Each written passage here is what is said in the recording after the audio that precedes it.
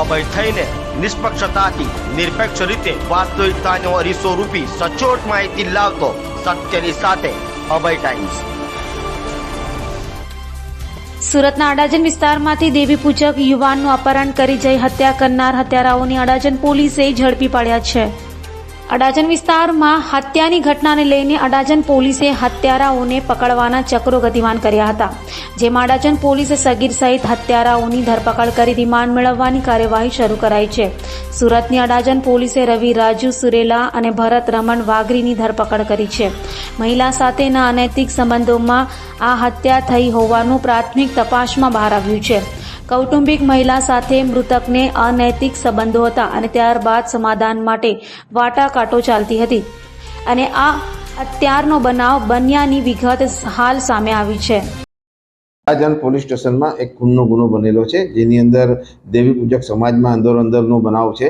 એની અંદર આ કામે મરણ જનારના ભાઈ એક દેવી પૂજક બેનના પ્રેમમાં હતો અને એને સમાધાન માટે આ લોકો અવારનવાર છેલ્લા 6-7 મહિનાથી પ્રયત્ન કરતા હતા, પરંતુ એમના વચ્ચે સમાધાન થતું ન હતું।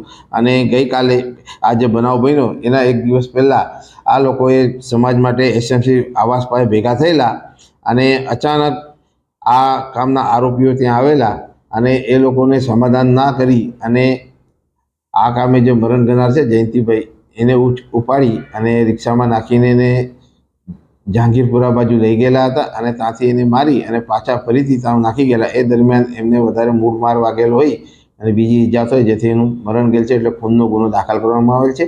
અને આ ગુનામાં કુલ 4 આરોપી છે એફઆઈઆરમાં, એમાં 3 આરોપી અટક કરવામાં આવેલ છે। આરોપીઓમાં અલગ અલગ આરોપી છે। એમાં એક તો રાજુભાઈ છે, જે રાજુભાઈનો છોકરો છે, રવિભાઈ રાજુભાઈ, ભુરિયાભાઈ રાજુભાઈ અને રાહુલ, જેના પૂરા નામની ખબર નથી, એવા 4 આરોપી છે। એમને અત્યારે એમાંથી 3 આરોપી અટક કરવામાં આવેલ છે।